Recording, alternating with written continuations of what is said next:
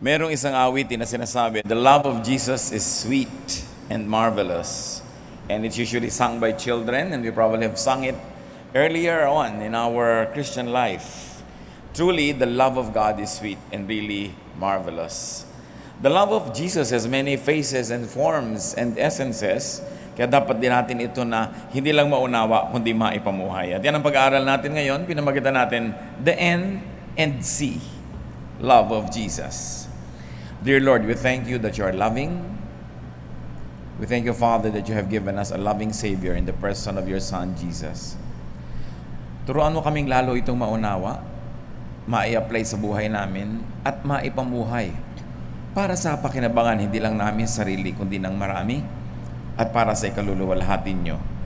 You are the author of love, O God. Teach us how to value love and how to give more meaning to it. Sa aming paghingi ng pagpapala sa inyo, Panginoon, nilalapit namin ang aming mga sarili. Patawarin niyo po kami sa aming mga kasalanan. Mga nagagawa namin hindi dapat gawin, mga hindi nagagawang dapat naman ay ginagawa. Sa aming mga pagkukulang at mga kalabisan. Bigyan niyo po kami, Panginoon, ng balanse. Wash us with the blood of Jesus. Empower us to receive goodness from you. Make us whole, make us full, so we will overflow with love, and we can also be agents and extensions of your love to many people. Pagpalain niyo po kami ngayon, palakasin ang aming mga katawan, palinawin ang aming isip, patibayin niyo ang aming loob. Pagalingin niyo ang mga karamdaman ng aming damdamin, ng aming espiritu, Panginoon. Bigyan niyo kami ng inyong kaaliwan, ng inyong lakas, ng direksyon na sa inyo nagmumula. Pag-asa para sa mga pinanghihinaan ng loob, liwanag para sa pinagdidimlan ng isip, at humihiling kami, Panginoon, ng kagalingan para sa iba't ibang uri ng karamdaman ng aming kaluluwa. May your words give us healing and challenge, and may your words also, Lord, encourage us. Be the speaker, Father. We ask you to fill us with your presence. We ask you to accomplish your will, correct us, encourage us, redeem us. In the name of Jesus, your Son, our Lord, our teacher, our Savior, and healer, we pray with thanksgiving. Amen. Mark 6:30-32. After the apostles returned to Jesus, they told him everything they had done and taught. But so many people were coming and going that Jesus and the apostles did not even have a chance to eat. Then Jesus said, "Let's go to a place where we can be alone and get some rest." They left in a boat for a place where they could be alone. Isang napakahalagang kwento na hindi lang magbibigay sa atin ng ideya kung paano magmahal si Jesus, kundi magbibigay din sa atin ito ng panukat kung paano titingnan kung paano tayo magmahal at kung ano ding uri ng pagmamahal ang dapat nating asahan sa mga nasa paligid sa atin. Alam natin na ang mga apostles ng Panginoon ay mga karaniwang tao, mga hindi nakapag-aral, walang malayong narating sa kanilang formal education. Karamihan ay mga mangingisda. At pagkatapos na sila ay nagkaroon ng personal encounter sa Panginoon at nahipo ang kanilang buhay, at matapos ang training nila sa Panginoon na personal na ibinigay sa kanila, maraming pagbabagong naganap. Sila ay naging mga tagapangaral. At hindi lang ba sa mga mangaral na may mga nagagawang himala, kaya naman lalo silang pinakinggan. Nagkaroon ng napakalinaw na pagpapatotoo na sila ay kinakasihan ng Espiritu ng Diyos. At yun ang background ng kwento natin ngayon. Matapos ang isang misyon, kung saan ipinadala ng Panginoon ang kanyang mga disciples, dala-dalawa, para magpunta sa iba't ibang mga lugar, magturo, magpagaling ng mga may sakit, magtuwid ng mga kalikuan, bumalik sila at buong galak na ikinukwento nila ang mga karanasan nila. So it's like a campfire where after a day's hunt, people would gather and exchange stories. Nakaka-encourage sa mga kwento, at sa pagpupuna ng Panginoon sa kanilang mga ginagawa, ay lalong nadadagdagan ang kanilang kaalaman. Pero pagkatapos noon, na sila ay nagkukwentuhan, hindi pa nakakapagpahinga galing sa mga misyon, nagdatingan ng maraming tao. Alis at dating ang mga tao, at ang lahat ay tinuturuan, pinapakain, pinapayuhan, pinagagaling sa kanilang mga karamdaman. In other words, the people were draining the disciples of all the energy after having been drained already by a mission that they had previously done. And the Lord was cognizant of the limitations of the human body. Alam naman ng Panginoon ang hangganan ng lakas ng tao, kahit siya ay makadiyos, kahit siya ay kinakasihan ng Espiritu, at ginawa ng Panginoon ng isang bagay na hindi karaniwan sa tingin ng iba. Kahit ang daming taong dumarating, nangangailangan ng tulong, kailangang mapalayas yung mga masasamang espiritu na pumoposes doon sa iba, kailangan payuhan yung nalilito, kailangang pagalingin, ipanalangin, paghimalaan yung maraming may karamdaman. Sabi ng Panginoon, ali kayo. Alam kong pagod na kayo at hindi matapos ang pagdating ng mga tao, hali kayo. Pupunta muna tayo sa ibang lugar na hindi nila tayo masusundan, sa isang tahimik na lugar, at nang kayo makapagpahinga. At ganun nga ang kanilang ginawa sa kabila ng napakalaking demand for their personal attention and their ministry. They left the place. They left it in a boat for a place where they could be alone. What do we see here? The nourishing love of Jesus. Na siyang letter N sa ating mahiwagang title. The love of Jesus was nourishing. The nourishing love of Jesus turned fishermen into fishers of men. They were nourished. Yung dati nilang alam, dumami, hindi kumonte. Ang utak nila na marami ng alam, lumawak pa imbes committed.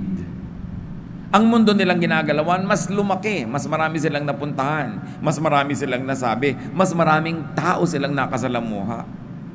The nourishing love of Jesus turned ordinary men into extraordinary men. Naging mga kagilagilalas ang kanilang mga katangian. At sabi sa Mark 6:30, after the apostles returned to Jesus, they told him everything that they had done and taught. So the nourishing love of Jesus turned uneducated men into teachers. Kaya hindi pwede nating sabihin, ganito lang na pag-aralan ko, mababa lang pinag-aralan ko, hindi ako marunong. Para nating minamaliit ang pwedeng gawin sa atin ng Panginoon. Kasi sino mang tao na inaamin ang kanyang kakulangan pero willing magtrabaho, willing magsikap, willing magpaturo, willing mahirapan, lalaki ang isip, aasenso ang kanyang kalagayan, dadami ang pwede niyang gawin, lalaki ang kanyang mundo. Pero pagka excuse mo 15 years ago, 10 years ago, 5 years ago, pare-pareho lang na, kasi hindi ako marunong, kasi kulang ang training ko, kulang education ko. Tapos walang nadadagdag sa iyong alam, habang dumadagdag ang edad mo sa Panginoon, dumatagal lang yung pagiging mananampalataya, hindi nadadagdagan ang nalalaman mo, kumukonti pa, hindi nadadagdagan ang ministry mo, lumiliit pa. Hindi mo nararanasan. Dahil siguro ayaw mong tanggapin yung nourishing love of Jesus. These were unlettered men. But now they were not only doing miracles, they were teaching, which by itself is miraculous. So the Lord turned uneducated men into preachers and even healers. They turned into miracle workers. At maraming mukha o anyo ang himala, hindi lang magpagaling ng may sakit. Yung mga hindi mo na motivate mo, himala yun. Yung mga dati mong kahinaan na naging kalakasan, himala yun. Maraming himala na dapat ay nangyayari sa buhay ng mananampalataya. Hindi lang yung usual. That a real believer who is on fire with the Lord should not be bored for a long time. Maybe once in a while, dumarating yung boredom, yung parang fruitlessness, parang tinatamad ka ng lalamig, pero hindi dapat nagtatagal yun ng mahigit ilang araw. Nire-remedyohan, inilalapit sa Panginoon, o kung hindi man, sabi ni Paul, I beat my body to make it my slave. So tinatamad ka man, magsisipag ka. Inaantok ka man, babangon ka. Wala ka mang alam, mag-aaral ka. At mapapalitan mo yung ihip ng hangin sa iyong buhay when you allow yourself to be nourished by the life-giving Spirit of Jesus. That each day with Jesus should be really better than the day before. At napakadaling sukatin pag matagal ka na sa Panginoon. Susukatin mo lang quantity, in terms of quantity. O dati ganito karaming nakukompose mong kanta, dumami ba? Dati ganito karaming klase mong tinuturuan, dumami ba? Dati ganitong karaming chapters ang nababasa mo sa isang linggo, dumami ba? Kasi dapat you get better and better every day. Paglago ng palago ang isip. Para yung pangunawa mo nung araw, bagamat tama, lalo pang tumatama, lalong paganda ng paganda, palinaw ng palinaw, pataas ng pataas ang level. Napakahalaga ng pag-ibig ng Panginoon, hindi ka lang niya iniibig para ka konsentihin, para ka laging unawain na wala ka naman nangyayari sa iyo, wala ka na-accomplish. No, the nourishing love of Jesus would like you to be fruitful. Sabi niya, ako yung puno, sanga kayo. Dapat mamunga kayo kasi ako yung puno. Yung puno ang napipintasan o kaya hindi napupuri kung kulang tayo ng pumumunga. So kung ang pag-ibig ng Panginoon, ini-improve tayo, dapat willing tayo mag-ooperate para tayo ma-improve. Siyempre may free will ka rin naman, hindi ka naman pipilitin ng Diyos kung talagang ayaw mo o kalahati lang yung tinatanggap mo o 1/4, yun lang ang mangyayari. Pero kung tumatanggap ka na rin lang, pati pa buo, pati pa lubos. Ang iksi-iksi ng buhay para maraming bungang maibunga, maraming bulaklak na maipamulaklak, maraming accomplishment, maraming blessing na matanggap, at maraming papuring maibigay sa Panginoon. At hindi lang yun, dahil tayo ito matanggap ng pag-ibig ng Diyos, dapat nagbibigay din tayo niyan. If the love of Jesus is nourishing, if it is important, then we should also nourish other people. Our love should help people improve. Our love should help people become fruitful and fulfilled. May mga pag-ibig na seloso, na mula nung inibig mo ang taong ito at inibig ka rin niya, pinapaliit mong mundo niya. Ayaw mo na siyang matuto, ayaw mo na siyang makisalamuha, ayaw mo na siyang dumami ang ginagawa, dahil gusto mo masolo mo lang siya. Ayaw mo na siya kaibig-ibig, kaakit-akit, na nakikita, visible, audible, because gusto mong suluhin. And it is the kind of love of Jesus. Hindi niya sinolo yung mga disciples, matapos niyang i-train, pinapawalan niya. Kaya nga sabi, if you love something, set it free. If it comes back, it is yours. If it doesn't, it never was. Kaya nga yung mga magnobyo, pag matagal na magnobyo, sabi, pwede na kaya kami magpakasal? Gano'ng katagal na kayong magkasintahan? Ganito pong katagal. Mula nga po noon, hanggang ngayon, di pa kami nagkakahiwalay. Abay, kailangan nyo ng test of absence. Ano po yun? Baka naman sobrang lang kayo nasanay na magkasama lagi, kaya akala nyo nga, mahal nyo na isa't isa. Subukan nyo magkalayo for a while. Because real love makes the heart grow fonder when the loved one is absent. Kaya nga sabi, absence makes the heart grow fonder. At sinabi rin, absence lessens half-hearted passions and increases great ones, as the wind puts out a candle and yet stirs up a big fire. So kung talagang mahal mo, sumisidhi. Pero pagka nearest is dearest, out of sight, out of mind, hindi yun malalim na pag-ibig. Kaya dapat binibigyan ng test. Pinapalaya mo, hindi mo sinosolo lang. Pero maraming pag-ibig, anong gusto mo, solohin na lang yung tao kahit na lumiit ang mundo niya. Hindi na niya ma-develop yung mga skills and mga talents niya. Hindi na siya mamulaklak at mamunga para sa'yo na lang. That is not the type of the love of Jesus. Our love must not limit, diminish, and imprison people. Now let's take a look at the other face of Jesus' love, the considerate love of Jesus, which is the main point in the story today. Nakita niyo yung konsiderasyon niya? The considerate love of Jesus did not turn His disciples into slaves. It did not turn His disciples into robots, into work or ministry machines. The considerate love of Jesus did not turn His disciples into just tools in a production assembly line, which could have easily happened if the Lord wanted to. Because this is what easily happens in any cause-oriented movements. Mga nationalist movements. Maraming mga tao sinasacrifice lang nung ideology leaders. Ganon din sa mga ideological movements and even religious movements. There are religious leaders who will go into religious war and then they send their members, their flock, to die in the battlefield in the name of God. Ang dami ng religious wars na nangyari. Pag pinag-aralan natin yung history ng church, noong mga 10th, 11th centuries, na nagkaroon ng mga wars to regain Israel from the Muslims. Grabing gera ang ginawa niyan. So many people from the so-called Christian world died by the hundreds of thousands dahil sa mga gerang ganyan. But on top of that was a religious leader who was sending people to their deaths.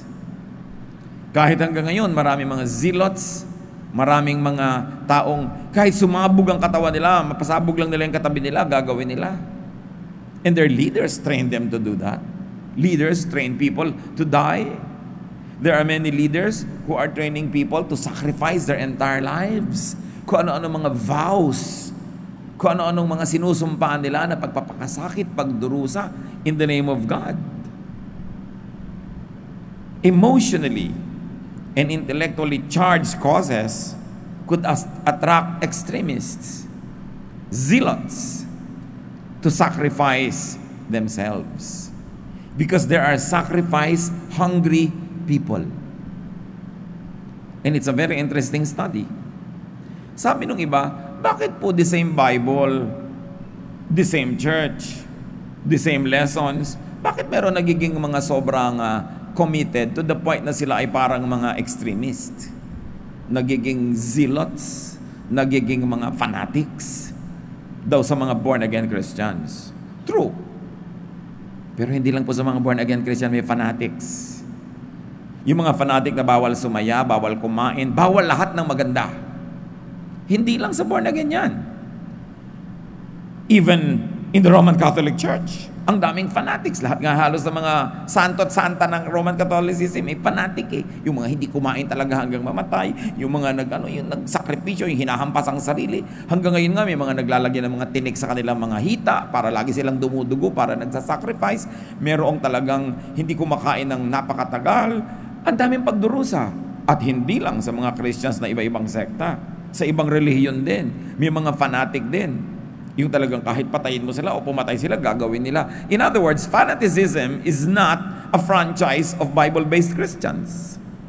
Every religion attracts fanatic followers. In other words, kahit anong relihiyon mo, kung talagang fanatic ang cells mo, ang mga molecules mo, magiging fanatic ka. At ano ang trait ng mga fanatics na ito? Habang pinagdurusan mo sila, habang kinakawawa mo, habang inaalipusta mo, mas nagugustuhan nila. Because to some people, it is their only way to be accepted.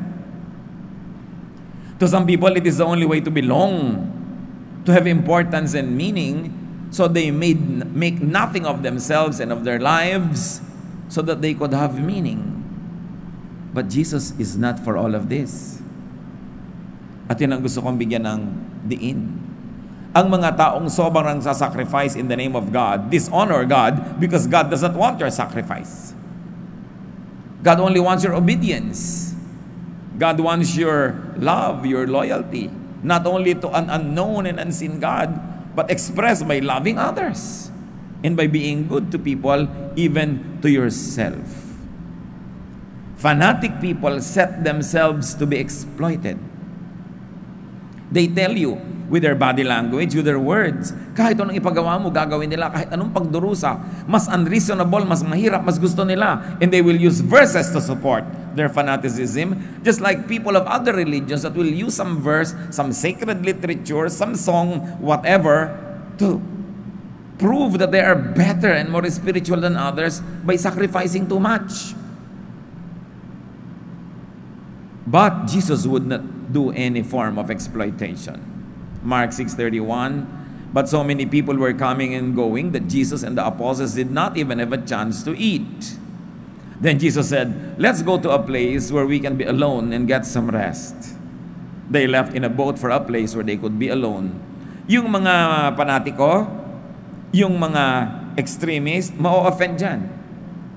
Sabi nila, bakit nila tinalikuran yung mga nagugutom? Ba't nila tinalikuran yung mga may sakit? Tinalikuran nila yung mga possessed para lang sila magpahinga, para lang sila kumain. If Jesus did it, that must be the way to do it. Jesus cared for and about them more than He cared for their output.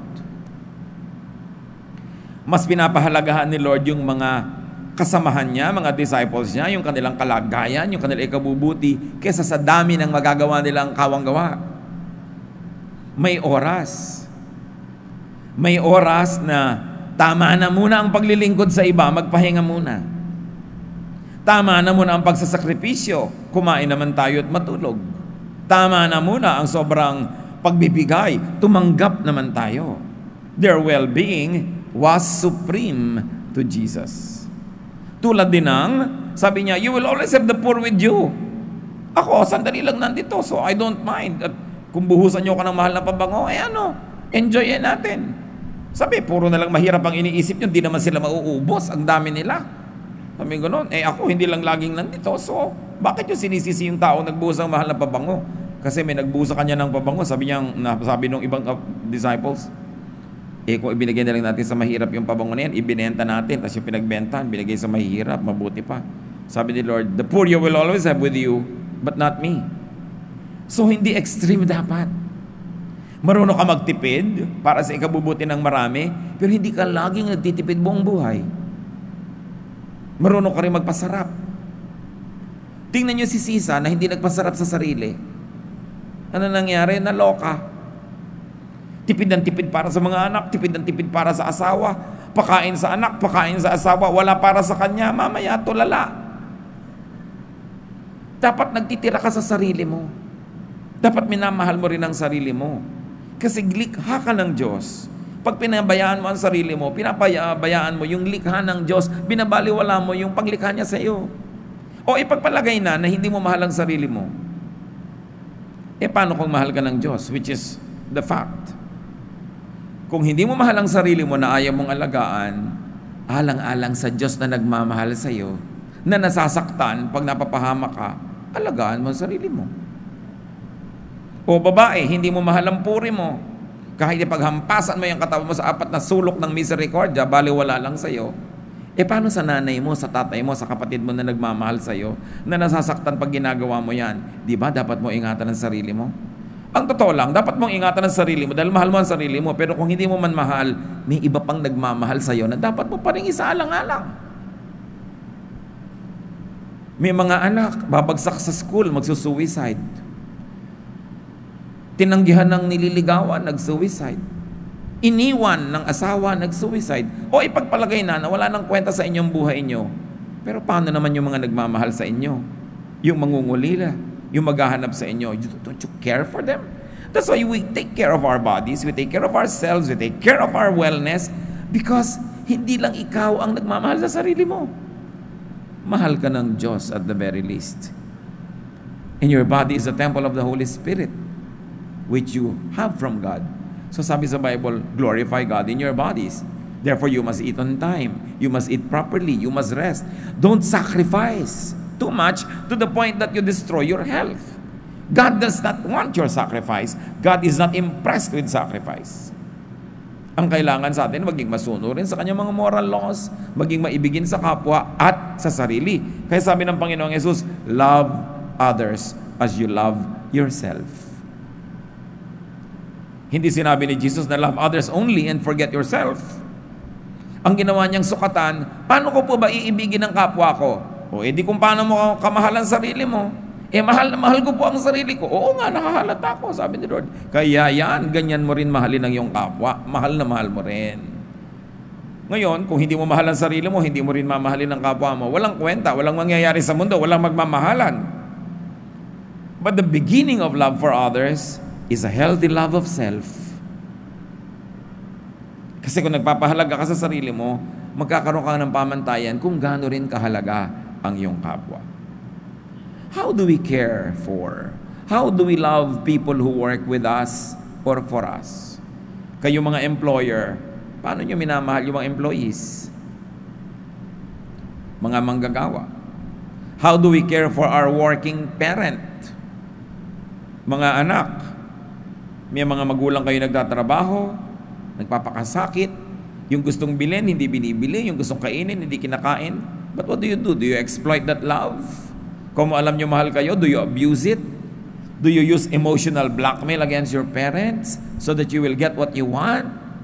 Pagka hindi nabili yung gusto mo, hindi ka kakain, magdadabog ka. Is that the way to do it? The love of Jesus tells us that it's not. Because real love nourishes and cares. So So if you love your parents, you should also nourish them. And if your parents love you, all the more that you should love them back.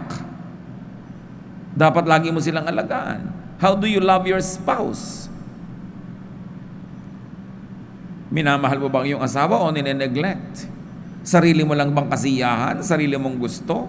Sarili mo lang kamag-anak ang dapat mahalin yung kamag-anak niya, hindi niya? Hindi na? How do you love your son or daughter? Ang mga anak ba ay nandyan lang para ma-exploit? Para pakinabangan? Lalong-lalo kung may mga trabaho na, hindi na ba natin sila tutulungan? Isasampan na natin sa kanila lahat ng gastos? Idadagan sa kanila lahat ng pabigat sa buhay? Hindi na ba natin sila pagpapahingahin? Napakarami sa ating exploitation and abuse na nagaganap. But this is not a reflection of the love of Jesus. The considerate love of Jesus, no? We have to learn from it. And that is to take more care of people who help you. To take more care of people who work for you and with you. And very especially, to take more care of people who support you. Halaman nga na napipitasan mo ng bunga, pine-fertilize, dinidilig, inaalagaan. Ganon din ang tao. Hindi pitas ka lang ng pitas. Kailangan meron kang sukli. Hindi ko matahimik, hindi nagrereklamo o nagtitiis yung tao, ay aabusuhin. Sabi nga nila, do not kill the goose that lays the golden egg. Alam niyo yung kwento na merong pato na nangingitlog siya, yung itlog niya, ginto. So abang nang abang yung mga tao sa gintong ito, at nung nainip na, pinatay na yung pato at binuksan na yung sikmura, yung tiyan, para makuha na nilang itlog. O nakakuha pa sila ng isa sa loob, pero namatay na yung pato. Alam niyo ba na maraming pamilya ganun, pinapatay yung naghahanap buhay? Pinapatay yung mabait. Pinapatay yung naaasahan. Pinapatay yung mapagtiis. Tapos yung mareklamo, yung nakakainis ang ugali, yung matapang, yung bayolente, hinahayaan lang nila. Because we are lazy. We follow the path of least resistance. Mga magulang, sino lagi niyong inuutusan na anak? Di ba yung masunurin? Hindi nyo na halos inuutosan yung matigas ang ulo? So ang moral lesson, tigasan mong ulo mo para huwag utusan lagi ng nanay mo. Tama bang moral lesson yon? Sinong lagi nyong hinihingan? Yung hindi nagre-reklamo, di ba? Pag isa lagi mo hiningan, magre-reklamo, so sisinghal-singhal pa. Hindi mo nahihingan sa susunod. Moral lesson, suminghal-singhal ka, magtapang-tapangan ka para huwag ka nang hingan ulit. Tama ba yon? Mga maling pag-abuso ng mabubuting tao. Do not kill the goose that lays the golden egg. Paulit-ulit na lesson yan ng ating buhay. Nung araw, nung uso pa yung mga manok na nangingitlog sa pugad, at sa probinsya, uso pa to, alam nyo na pagka yung manok pumutak ng itlog. So yung mga kukuha ng itlog, pupunta na doon sa pugad, kukuhanin yung itlog na mainit pa dahil yun ang bagong labas na itlog. Pero laging may isa doon na natitira, hindi mo kinukuha, ang tawag doon pangate. Kasi pag yung isa doon, kinuha mo pa, pagbalik ng manok, wala ni isa. So ang dami ko na beses ng itlog. Yung ba namang isa dito, kinuha pa nila, hindi na siya mangingitlog, nagtatampo. Kaya ang moral lesson, huwag mong kukunin yung pangate. Sa tao nangyayari rin yun. Pag sobrang yung inubos, sinimot, sinaid, pinilipit, piniga, yung nangingitlog, mamaya ayaw na rin niya mangitlog. Mawawala na siya ng gana magsikap kasi kahit anong hirap ang gawin niya, wala rin natitira.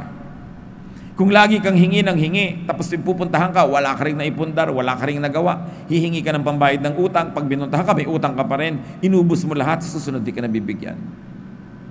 Pagtatampuhan ka ng hindi ng manok, ng tadhana sa buhay. Kaya dapat, pinakikinabangan natin, huwag nating ubusin. Huwag nating abusuhin. Hindi mo alam na yung tao pala na inaabuso mo, nagpapasensya sa'yo lagi, isang patak na lang puno na. Hindi mo alam na nagbabalak na pala yung asawa mong layasan ka next week. Tapos may ginawa ka pa ngayong masama, napaaga, bukas umalis na tuloy. Meron naman nagbabalak na layasan ka pero gumawa ka ng mabuti, nakakita siya ng pag-asa na magbabago ka, di na niya itinuloy. You never know what's going on in the mind of people around you. Don't abuse people. Huwag ubusin ang pangati, sabi nga ng matatanda. Huwag itulak ang mga mabuti na mapuno, mawala ng gana, mainis. So the lesson from the Lord here is be more nourishing, be more considerate to your loved ones, to people who love you, to people who help you, to people who serve. Kahit sa church, kahit sa mga bagay na makabayan, makadiyos, makiramdam kayo mga kapatid kung kayo inaabuso. Kasi ang daming abusado sa church. Minsan ka lang mag-donate, laging duty mo na mag-donate. Sa mga kapatiran, minsan ka lang maglibre, laging ikaw na maglilibre. Pag may restaurant ka, may dumalaw, pinakain mo, mamaya lahat ng dadalaw, papakainin mo na. Parang wala ng katapusan. Hanggang mawala yung pangati, magsawa yung tao, at either makipagputol ng relasyon sa'yo, o pasamain na lang niya yung ugali niya to preserve whatever is left. So, papakiramdaman din natin, am I being exploited? Am I being abused?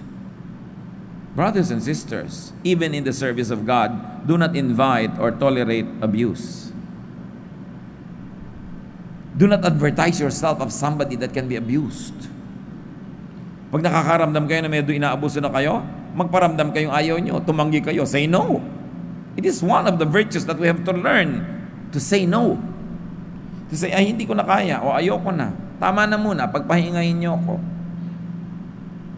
Kahit sa pamilya.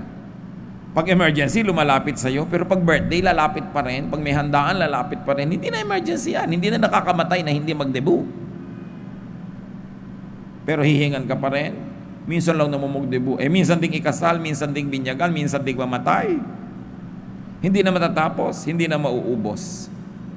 Kailangan lagyan natin ng hangganan.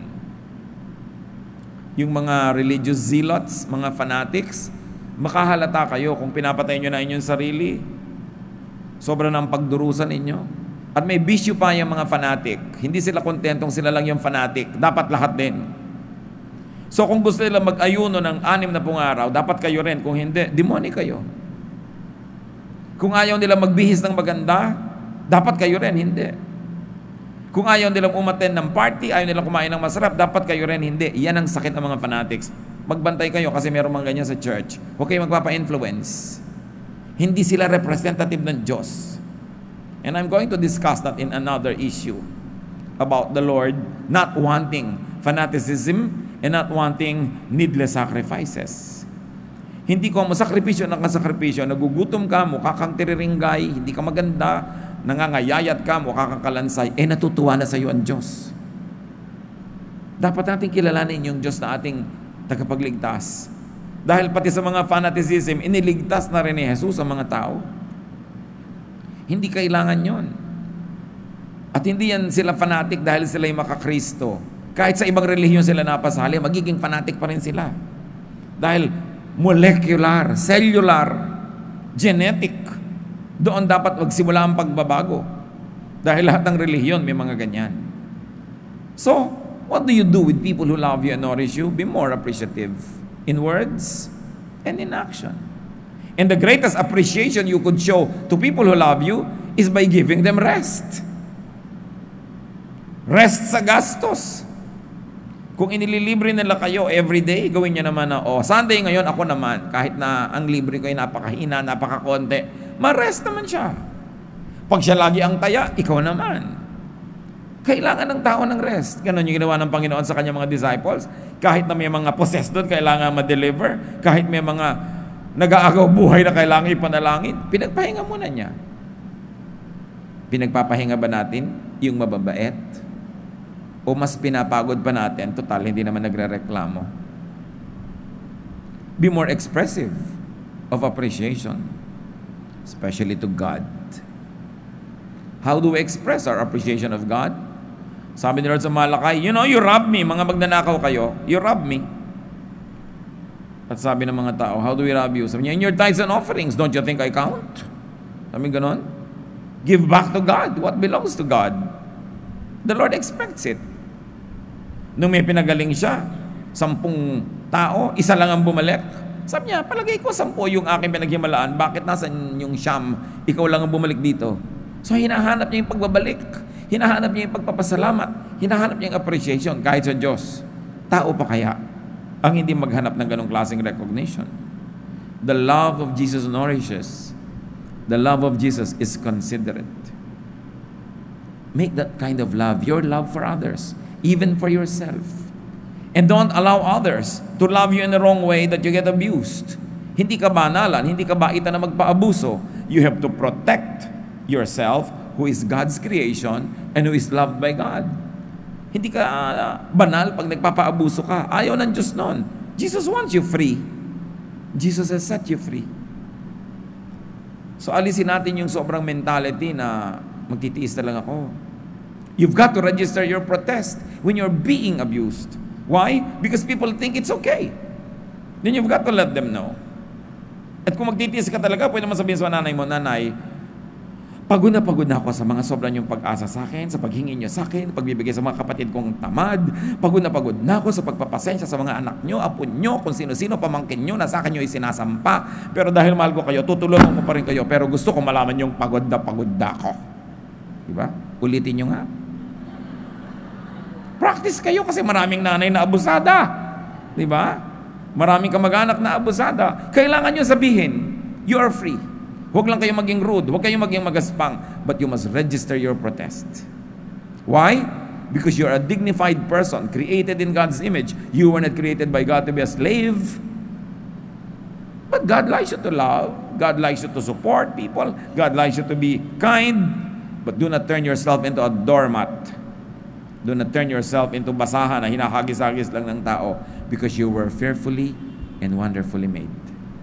Ama naming Diyos, salamat po dahil mahal niyo kami. Turuan niyo po kami, Panginoon, na magpahalaga sa lahat ng nagmamahal sa amin. Lalo na kayo na nagmamahal sa amin. Sa mga kapatid na may mga tendency na magpaabuso, turuan niyo rin kami, Lord, na pahalagahan ang aming mga sarili dahil binigyan niyo kami ng dangal na dapat din naming pahalagahan. Gawin niyo kaming sensitive, Lord, para maramdaman namin kung nang-a-abuse na pala kami ng husband o wife, ng father o mother, ng son or daughter, ng friend, ng relative, ng employee or employer. Ayaw niyo ng labis. Ayaw niyo rin ng kulang. Gusto niyo tama lang. So ituro mo sa amin yung pagmamahal sa kapwang tama lang. And teach us, O Lord, na turuan ang mga tao sa paligid namin na dapat tama rin ang pagmamahal nila. Kung kulang, punuin nila. At kung sobra, bawasan nila ang anumang expectation para laging tama at balanse lang. Pagbulay-bulayan natin, mga kapatid, ang mga pag-aaral na ito. Lalo nating kilalanin at unawain si Jesus. Napakasarap niyang kasama. Masarap siyang magmahal. Masarap siyang Panginoon. Gawin din natin ang ganung pag-ibig sa ating kapwa. In silence, while we are bowed before the Lord, let the Spirit of God whisper into your ears things that you must do and things you must not do in response to the nourishing, to the caring love of Jesus. Lord, sa amin pong sandaling pananahimik, teach us, guide us. Buuin niyo po ang aming mga pagkasira. Punan niyo ang aming pagkukulang at tanggalin niyo ang mga labi sa amin. Let's be alone with the Lord in silent meditation.